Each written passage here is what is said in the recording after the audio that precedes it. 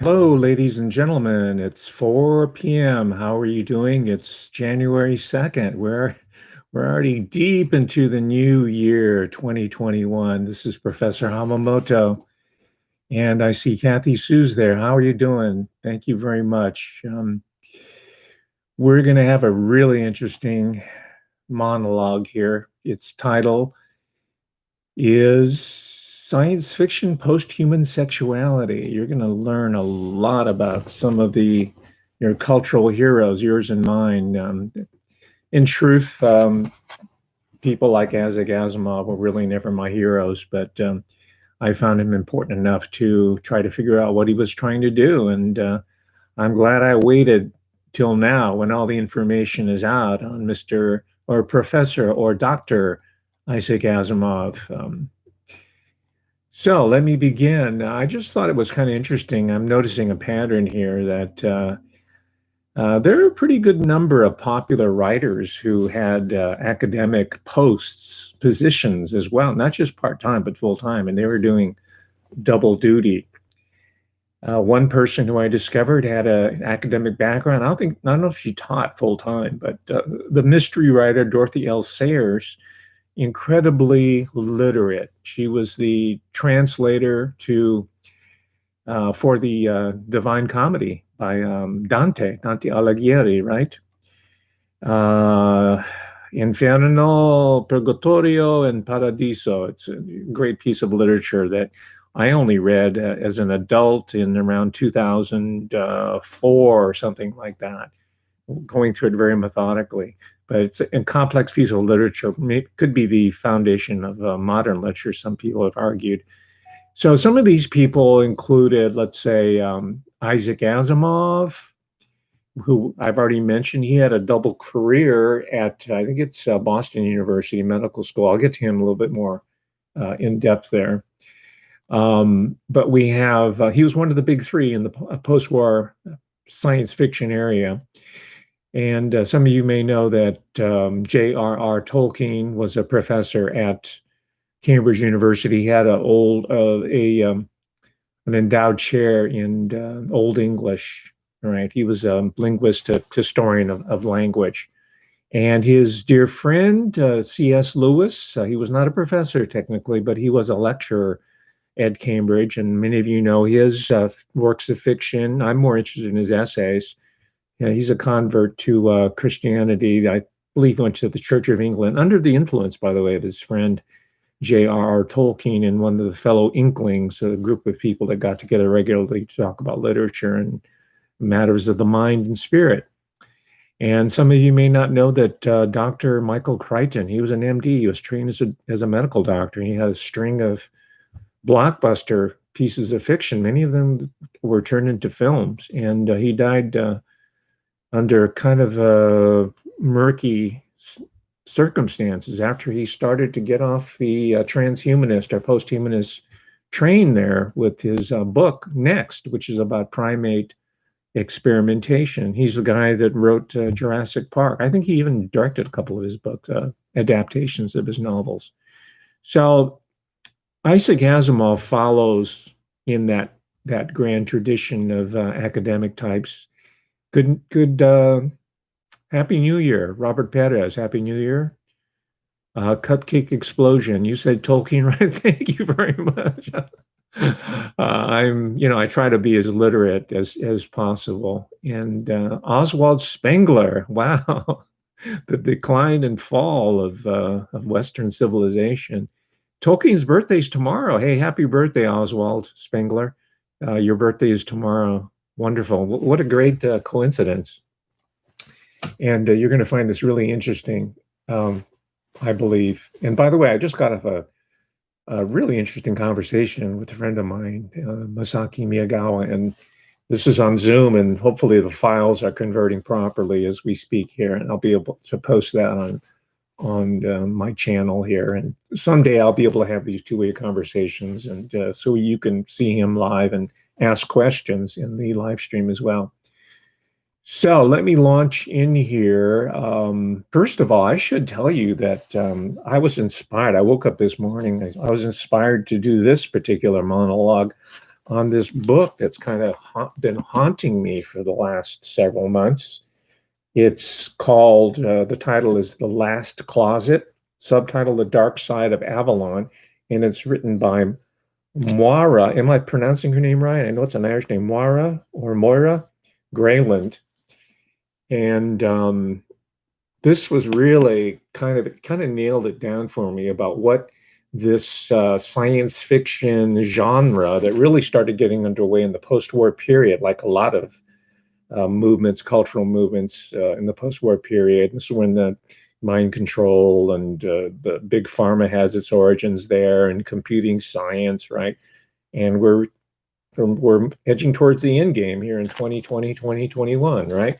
So this kind of nailed it for him, because this person here, Maura Grayland, grew up in a household of not one but two science fiction writers, and I have to confess I've read neither one of them, and that's on the agenda now. And she gives, from a perspective, a personal perspective, someone who went through that dark tunnel and came out on the other side. So you can emerge from the most difficult of circumstances, and that's one of the positive outcomes of this book here. And I'll tell you that because a lot of it is very difficult to absorb and to read and to kind of to stomach. It's so unseemly. And just to give you a taste of it, I'll refer you to the foreword of the book. The woman's name, the science fiction writer, her name was Marion Zimmer Bradley, just for you know. It says, I read 4 or 5 of Marion Zimmer Bradley's books in high school. I started with The Heritage of Hastur, and then read 2 or 3 more Darkover novels that caught my eye in the Arden Hills Library. While I didn't find them sufficiently entertaining to continue with the series, they were just interesting enough for me to inspire me to pick up a trade paperback of The Mists of Avalon. That's the book I need to read first. Not long after it was published by Del Rey in 1984. Del Rey Publishers specialized in science fiction, by the way. I think it was founded by one of the earlier post-war founders of modern science fiction, Lester Del Rey.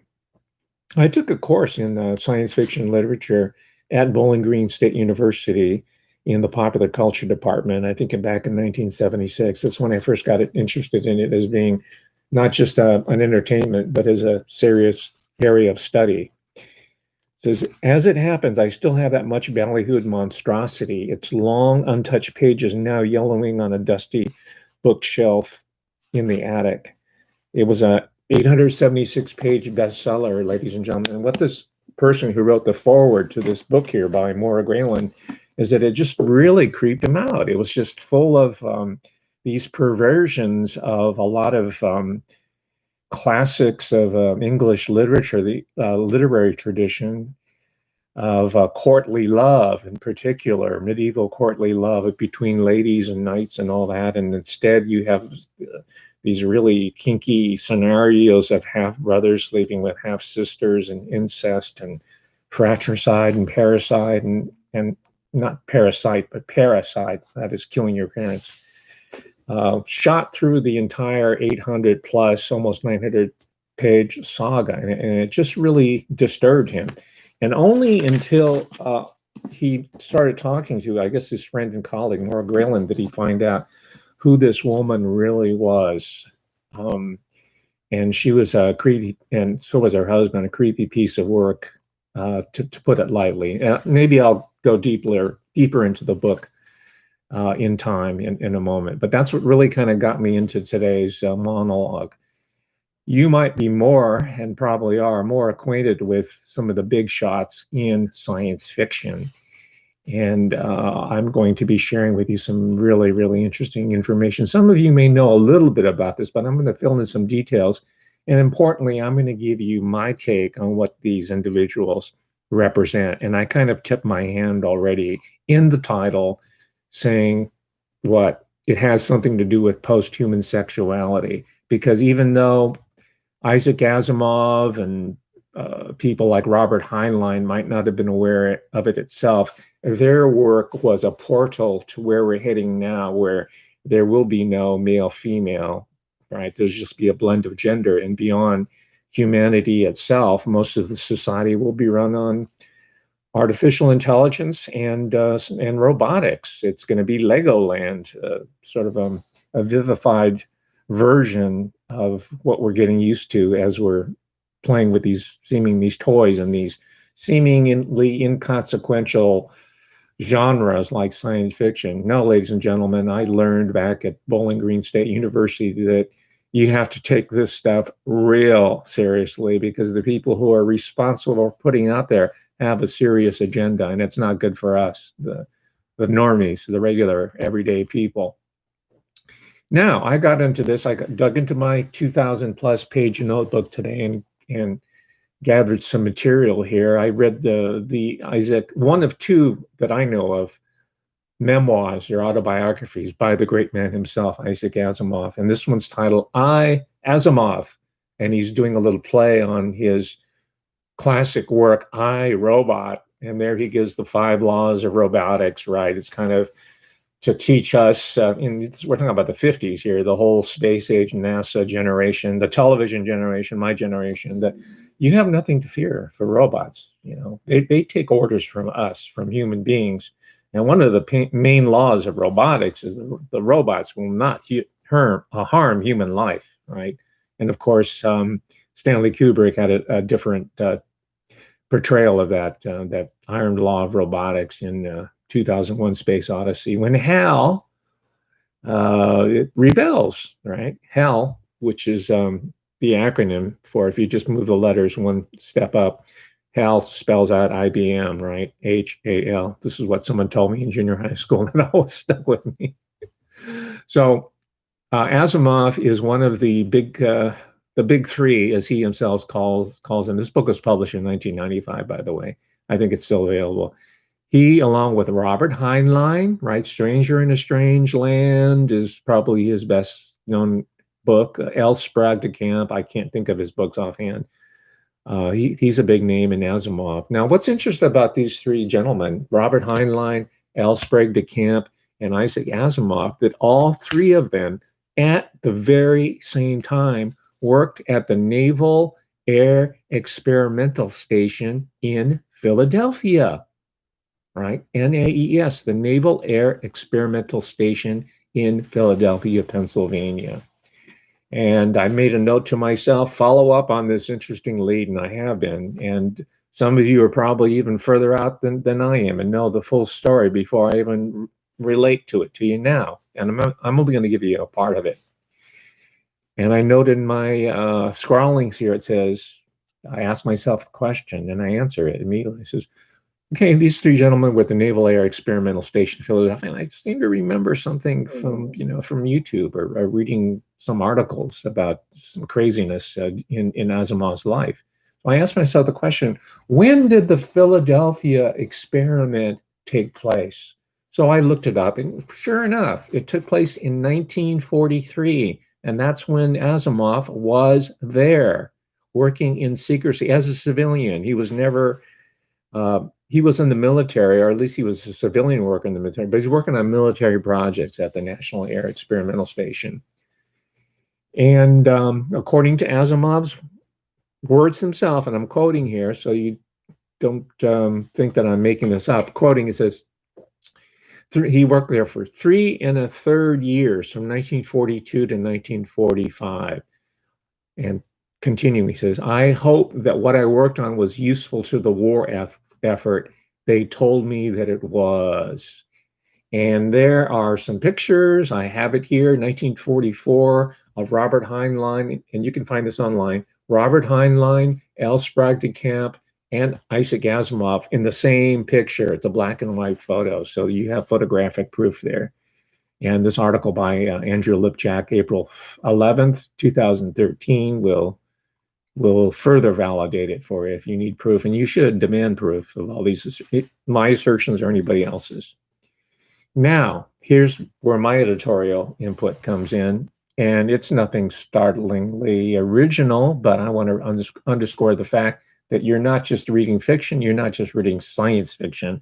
I would argue that the three of them, and some secondary figures, and even to the present, the three of them, L. Sprague de Camp, Asimov, right, and Robert Heinlein, they would go on to dominate this newly elevated literary genre, science fiction, right? Because when I say newly elevated, it's when the genre started coming out in the late 20s and 30s and through the wartime. It was considered to be something that kids did, right? Teenagers, especially people who were interested in interplanetary space travel. It was, it was just fun. It was Buck Rogers. They were all these movie serials. This is before the days of television. And there were these radio shows that all the kiddies would like, especially the boys. So it wasn't really taken seriously into the post-war period. And it was people like Asimov and Heinlein that elevated to a higher level. And today it's considered quite legitimate, even though people in the classics might sneer at it. But these individuals have workbooks, serious academic articles devoted to their output here. Now, on your own, and I've done a little bit of background work on it, but there's a character by the name of Hugo or Ugo, Hugo Gernsbach, Gernsbach.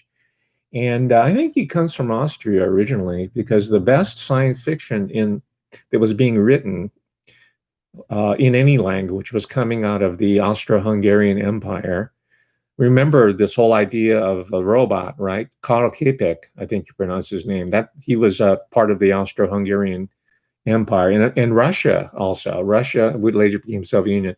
They were also pioneering this genre that was later to be called science fiction. And then there was science fiction being written in Britain, right? H.G. Wells, that I first learned about him as being a science fiction writer. Later on, I found out that he was much, much more than that. He was an early New World Order explicator and popular historian. He wrote a book of world history.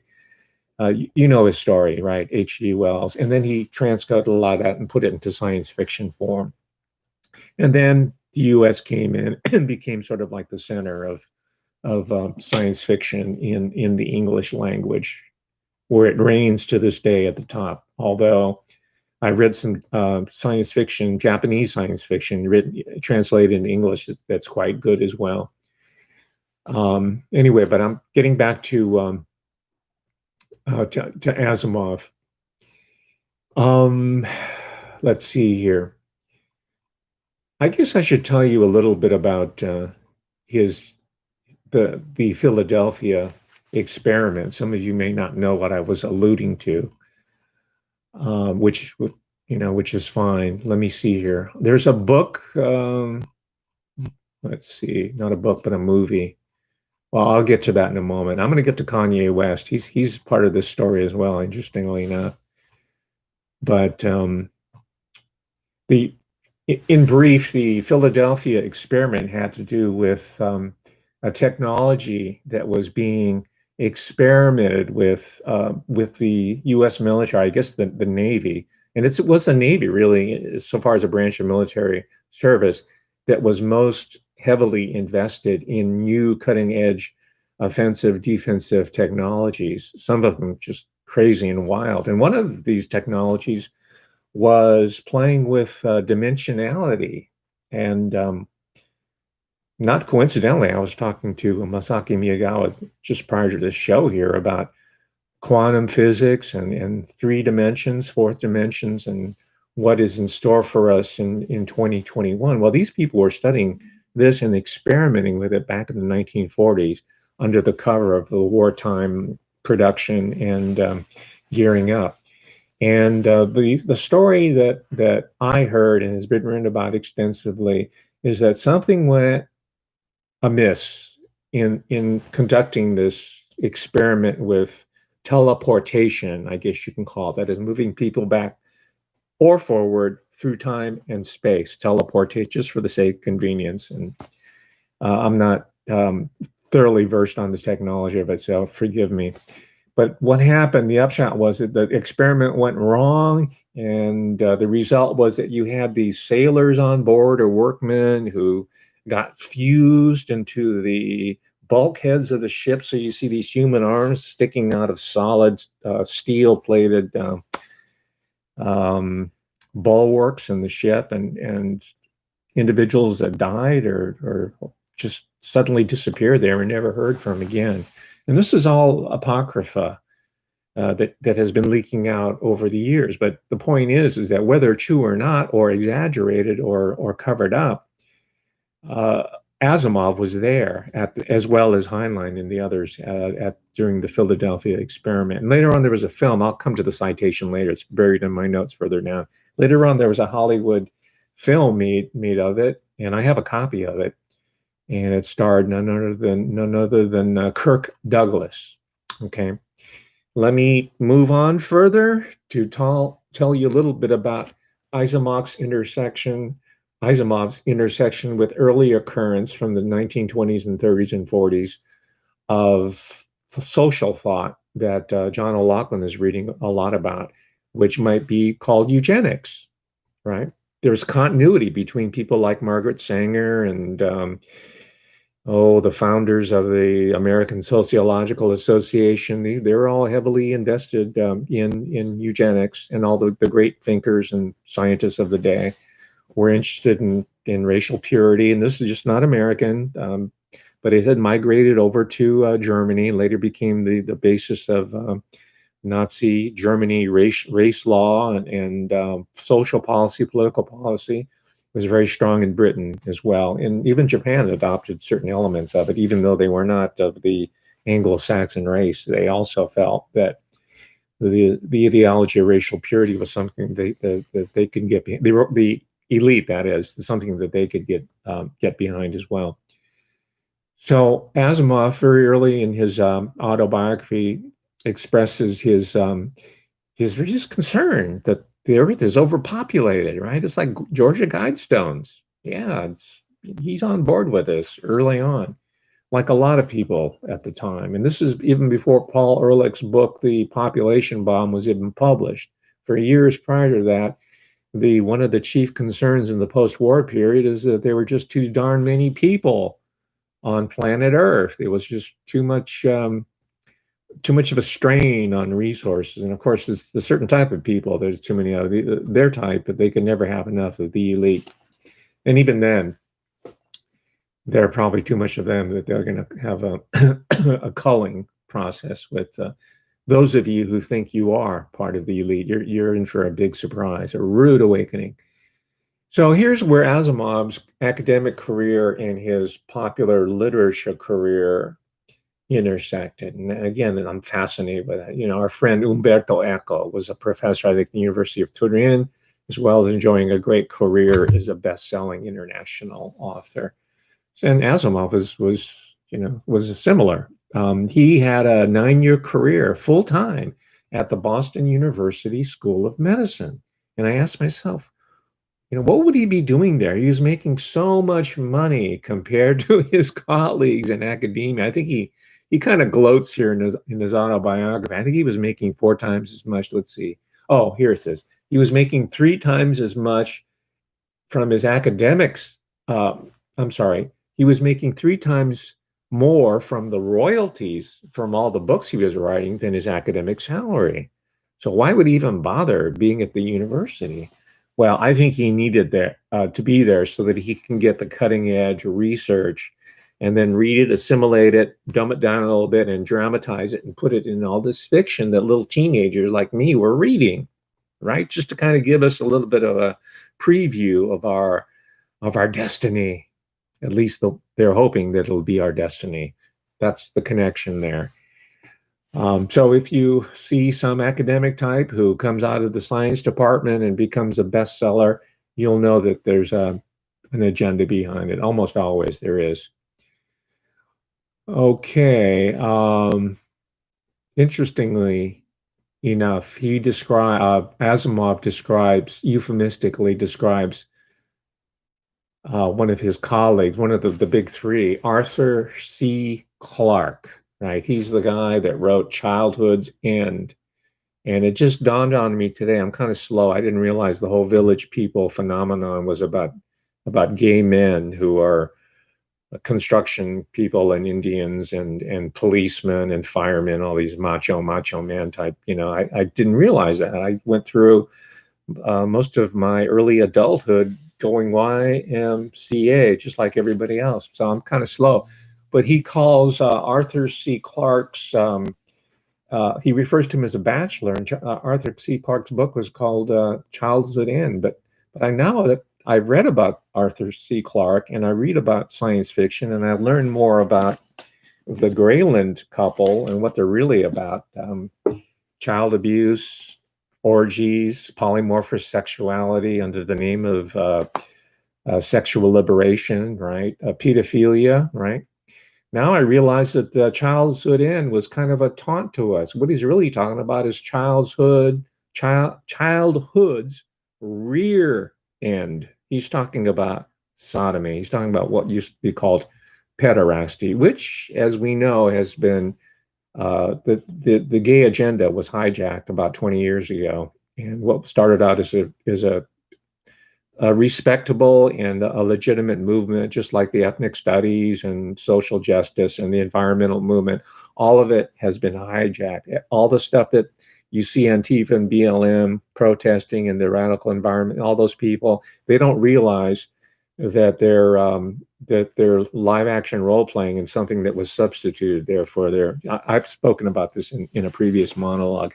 It's the same with Arthur C. Clarke, who Asimov euphemistically characterizes a quote unquote bachelor. And why the euphemism? Well, it's because Arthur C. Clarke left Southern California where he was living and just he took off for Sri Lanka.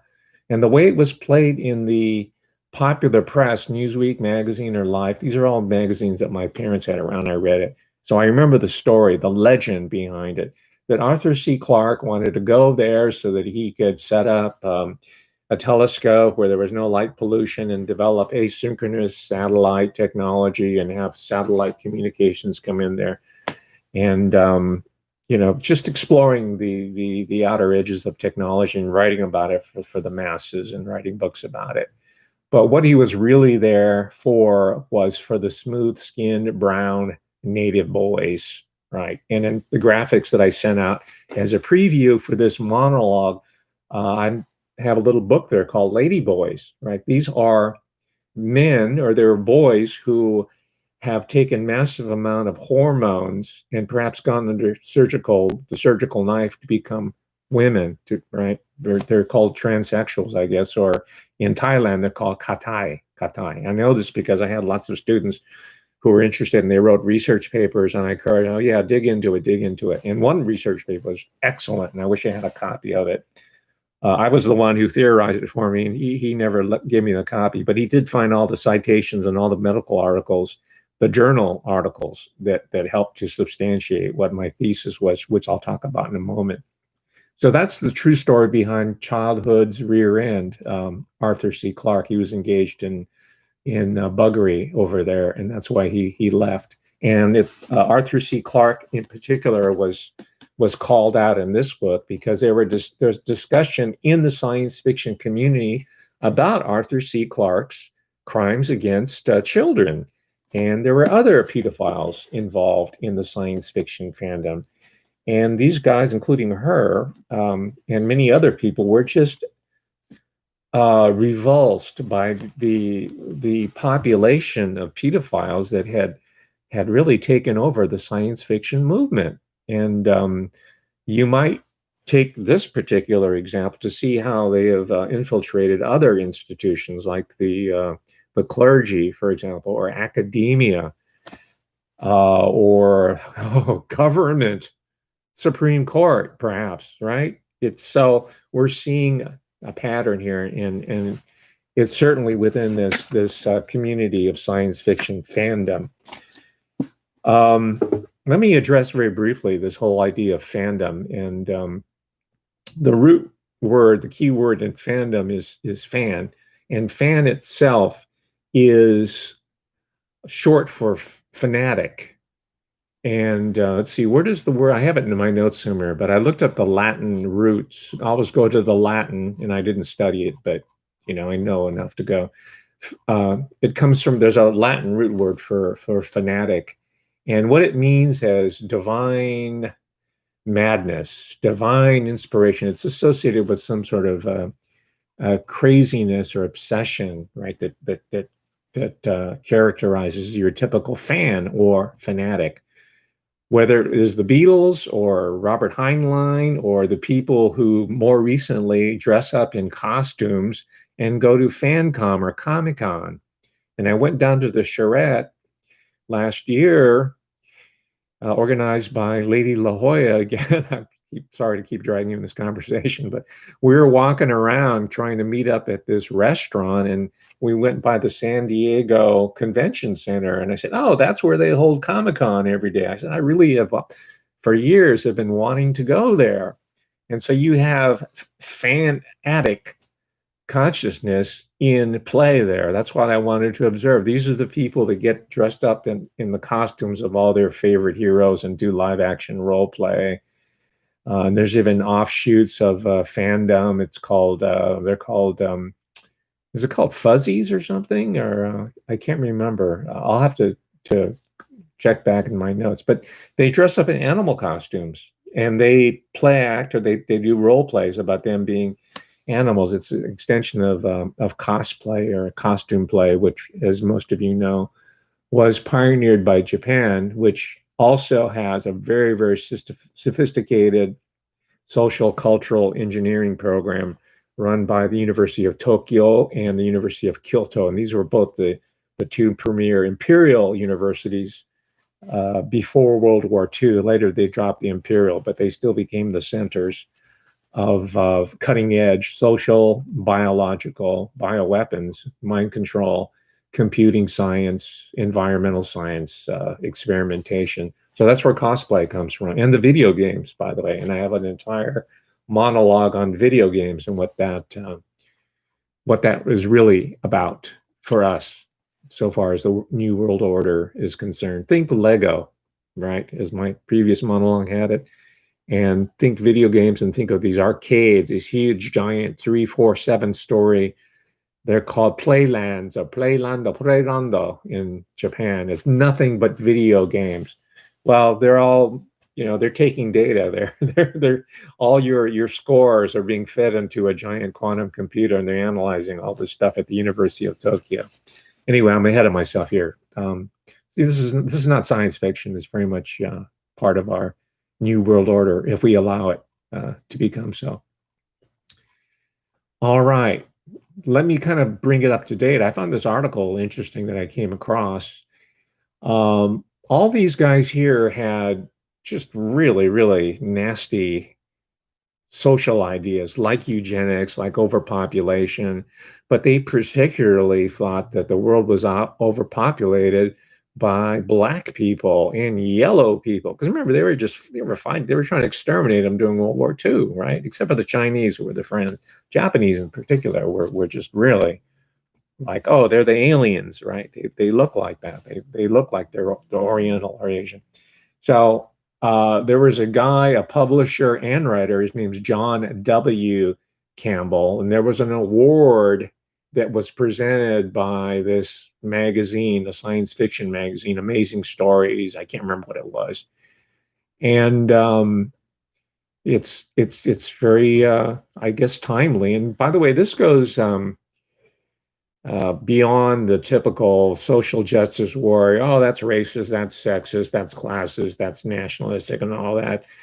This is a nasty literature, which I'll talk about here. And this woman who happened to be Asian American, her name's Jeanette Ng, N-G. I'll have to read her book. I ordered it, so I'll be reading it. And that's very much consistent with my self-imposed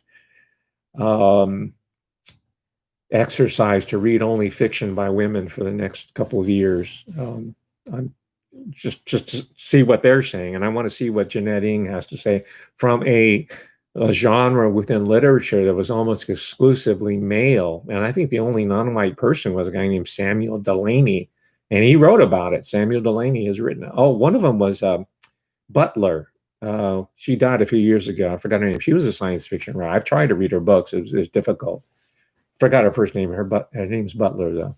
But Samuel Delaney was very vocal about his marginalization with his science fiction. But he was so good that people looked beyond his race and ethnicity and it didn't listen to John W. Campbell and read Delaney despite Campbell arguing that people were not interested in reading science fiction that had an African American hero. And this is what Delaney was chafing at when he wrote this essay about race and science fiction. So similarly, Jeanette Ng called out John W. Campbell for his history in the whole genre of science fiction for promoting what not just Ng, but other critics and other historians and other writers, fellow writers, were denouncing as this just very aggressive, virulent racism and this Cold War militarism and this jingoism and national. I mean, it was just over the top. It was just, this is what a whole generation, my generation of kids were being fed, spoon fed, force fed in science fiction, on TV, in the movies, you name it, right? Quoting from this article from the New York Times, whatever problem we have with the New York Times, they still do some journalism. Okay, so forgive me here for quoting the New York Times. He also wrote in support of segregation. We're talking about John Campbell here. He called slavery, quote unquote, this is John Campbell's own quote, a useful educational system, end of quote. He claimed Black writers did not or could not, quote, write in open competition, in addition to making derogatory comments about women and homosexuality. And I've already mentioned Samuel Delaney. Now, lest you think that this was only a quote unquote white man's preoccupation with control, we're finding out that Kanye West's father was involved. And again, this comes from my notes dating back to January 11th, 2017, almost 3 years ago, ladies and gentlemen. I came across this article from a website. It's a blog, and I don't know if it's still up there. I used to get emails telling me that a new article had dropped, but maybe it's gone. But this is an incredible website, and I wanted to meet the author of it. He kind of talked a little bit about himself, but didn't really go deeply into it. I think he lived in the East Bay, so I could have easily driven over there and talked to him. But the name of the website for your reference is called In Search of Black Assassins, In Search of Black Assassins. And I'll send the link to my Patreon supporters so that you can read further into it. But in the article written by, and I can't give his name because he doesn't take a byline in his articles, but he talks about, yes, how the Office of Naval Intelligence, Robert Heinlein, was also involved with none other than L. Ron Hubbard. And a lot of you know that the founder of Scientology started out as a science fiction writer before he founded Scientology, and then later took to the sea. I think he learned about naval or maritime law because he himself was in the Navy and saw that, hey, there's a good loophole here. I can do this, that, and the other and be beyond the reach of civil law by just floating around from place to place on my own ship, which he did, by the way. I read several books on Scientology by both adherents and people who've also left it as well, right? So according to this caption by the person who did In Search of Black Assassins, he says, since 1939, Dr. Lay has been secretly debriefing. I don't know who Dr. Lay is, L-E-Y. You might want to research this on your own. I certainly would like to find out. Dr. Lay had been secretly debriefing Lieutenant Robert Heinlein and L. Ron Hubbard of the Office of Naval Intelligence. By the way, Steve Bannon comes out of ONI, Office of Naval Intelligence, and Bob Woodward of Watergate fame, right? Woodward and Bernstein, he was also Office of Naval Intelligence, ONI, because I know a lot of people just think, oh yeah, intelligence, FBI, CIA. ONI is very important as well, maybe even more important than the other two entities.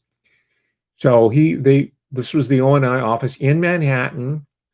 They were debriefing him on the secret occult and the Vril force, capital V-R-I-L. And those of you who've studied a little bit, read about Nazi occultism and and Northern European, Scandinavian occult traditions, and know about Marina Orsic, right? That beautiful thinker of occultism, who wrote a book on the Vril force, and American writers have as well, Vril, as well as British writers.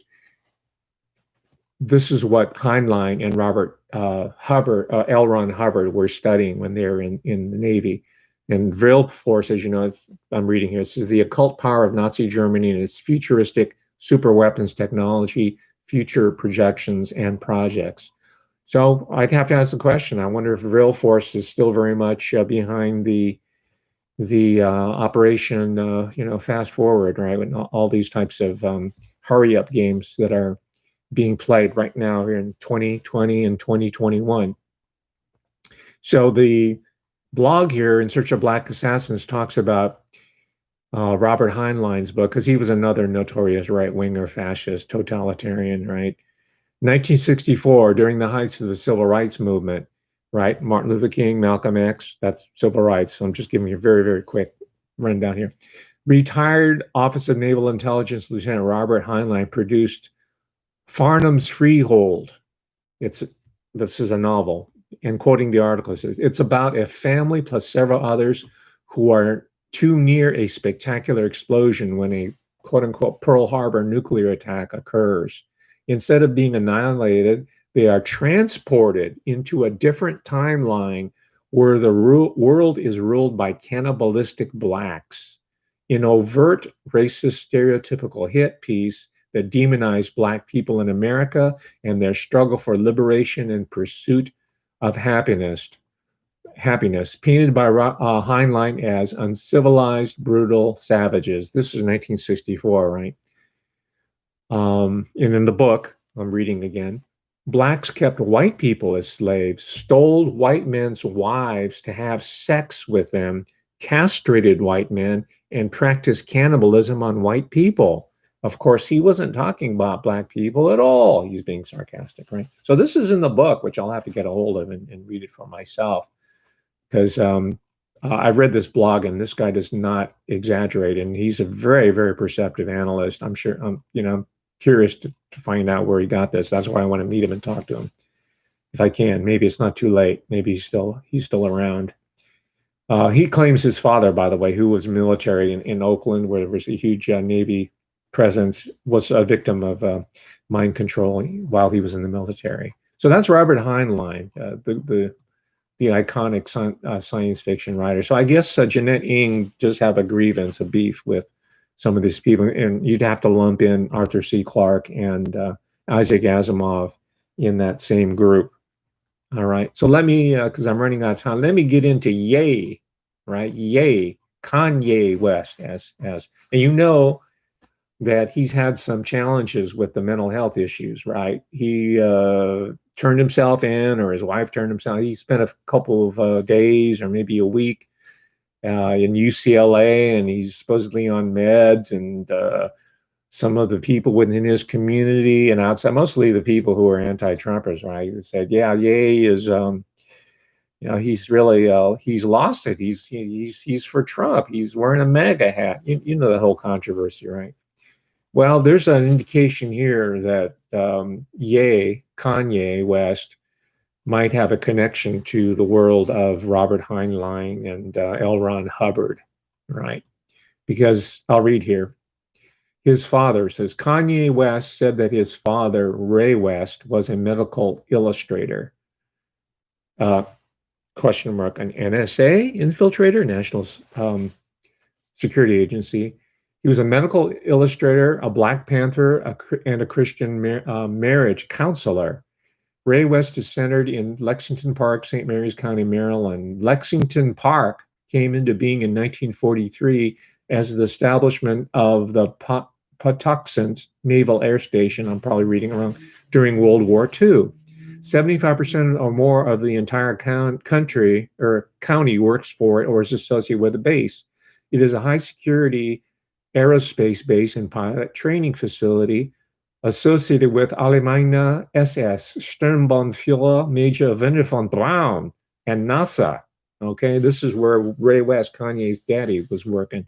John Glenn, Alan Shepard, and many noted NASA astronauts trained there. The base is associated with classified drones, secret unmanned craft air research, development, and technology, mastermind control, satellite computer systems, UFOs, and covert underground base. Ray West is also associated with L. Ron Hubbard's Scientology as a professor. And as I told you, L. Ron Hubbard comes out of this science fiction milieu before he founded Scientology, which many people have claimed is a front for these darker intelligence entities, right? Released government documents. This is a really poorly edited article. Released government documents show that Scientology led the U.S. Navy and CIA's ultra-secret remote viewing studies, right? And that the civilian version was done at Stanford. And I'll talk more about that later, especially as it's articulated by Colonel Alexander. I have one of his books here that talks about remote viewing and how corporations can benefit by through remote viewing training of high-level executives. And by the way, in a future monologue, I'm going to follow my friend and colleague's lead on this, Ron Schofield, who talked about his own relationship with so-called human resources at one of his companies. I don't know if he wants me to reveal which company it was, and that he has a whole critique on it, and I've been checking into it. And so toward the end, I also checked into the corporate culture and training of Netflix. This is a quite revealing book, and I have to read it at least a little bit more before I'll go with you on it. But I'm going to talk about how human beings were redefined as human resources, especially for corporations. And now the corporations are being fused with military and governments. It's called corporatism, ladies and gentlemen. There's going to be there are new forms. HR is out now as well because there'll be no humans. You don't need human resources when there are no humans in corporations. So anyway, I'm getting ahead here. It says the author of this article says, I suspect that extremely classified advanced remote viewing control of weapons and computers continue on this base. With his background in Scientology, his location near the base is highly suspect. Further discussion of Ray West appears below. And I'll send you the link of the Patreon friends of mine. I'll send you the link so you can read the entire article.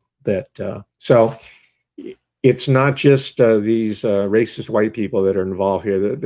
By now, it's multicultural and multi-racial. And I've written a whole book about how Asian Americans are also involved in these technocratic projects. And I told you I worked in an apartment that was run by two Chinese American, in specific, gentlemen, professors who are running an Asian American mental health program, which I claim was mind control, and wrote about it and went public with it and sent it to the university all the way uptown so that I have documentation, because I knew they were eventually going to be coming after me on that. So, don't blame Isaac Asimov and Robert Heinlein and John W. Campbell as well. There's people like this in the Native American, Latino, all the way through. As my friend Masaki was saying in the earlier show, it's not about the race and ethnicity, it's about the mindset of these people who are doing this kind of work. And their agenda is same, it's equal. It's about anti-human activity. That's what they're about. Okay, let's see. I'm kind of running out of time here, and I want to finish up so that we can move to the next class to get to John O'Loughlin's show. I remember when I was teaching, I had to end 10 minutes before the hour because it was change of class, and some people had to walk across campus to get to the next class. So, I want to finish up early. But I'll just leave you with this sobering thought. There's an individual by the name of Paul Krugman.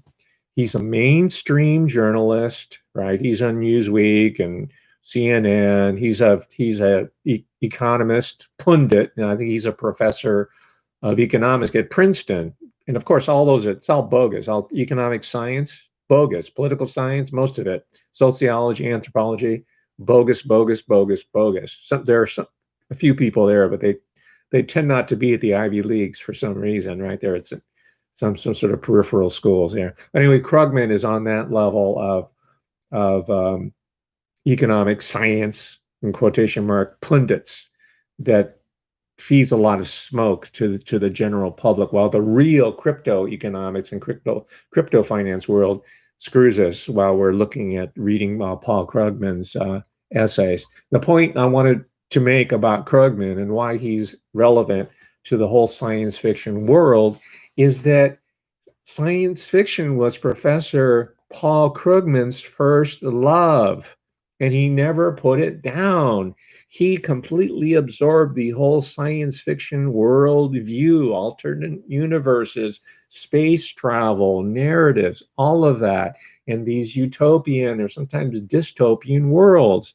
So that is his grounding in economics, and that's his grounding in journalism. So it's really not that much of a stretch for Professor Paul Krugman to sketch out these elaborate, bogus political economic models, even using calculus and mathematics and higher level modeling techniques and calculus to create these fantasy constructs for sucker investors, while the people on Wall Street who are hip, the wise guys who are doing the real economy, can abscond with your pension fund, your Social Security. When I say yours, I'm mine as well, right?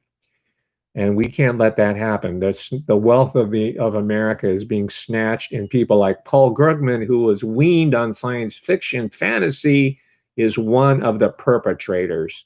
And with that, I have a lot more, but I'll leave off for now. Ladies and gentlemen, I thank you once more for joining me in this live stream.